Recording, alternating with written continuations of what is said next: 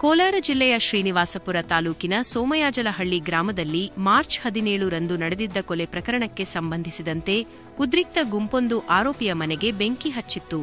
ಈ ಬೆಂಕಿ ಹಚ್ಚಿದ ಪ್ರಕರಣಕ್ಕೆ ಸಂಬಂಧಿಸಿದಂತೆ ಶ್ರೀನಿವಾಸಪುರ ಪೊಲೀಸ್ ಠಾಣೆಯಲ್ಲಿ 62 ಜನರ ವಿರುದ್ಧ ಪ್ರಕರಣ ದಾಖಲಾಗಿದೆ. ಗುಂತುವಾರಿಪಲ್ಲಿ ಗ್ರಾಮದ ಮಂಜುನಾಥ್ ಎಂಬಾತನನ್ನು ಹಣದ ವಿಚಾರಕ್ಕೆ ಸಂಬಂಧಿಸಿದಂತೆ ಪಕ್ಕದ ಕೊಳಗುರ್ಕಿ ಗ್ರಾಮದ ಶ್ರೀಮೂರ್ತಿ ಮತ್ತು ಆತನ ಸಹೋದರ ಶಿವಶಂಕರ್ ಇಬ್ಬರೂ ಚಾಕುವಿನಿಂದ ಇರಿದು ಕೊಲೆ ಮಾಡಿ ಪರಾರಿಯಾಗಿದ್ದರು.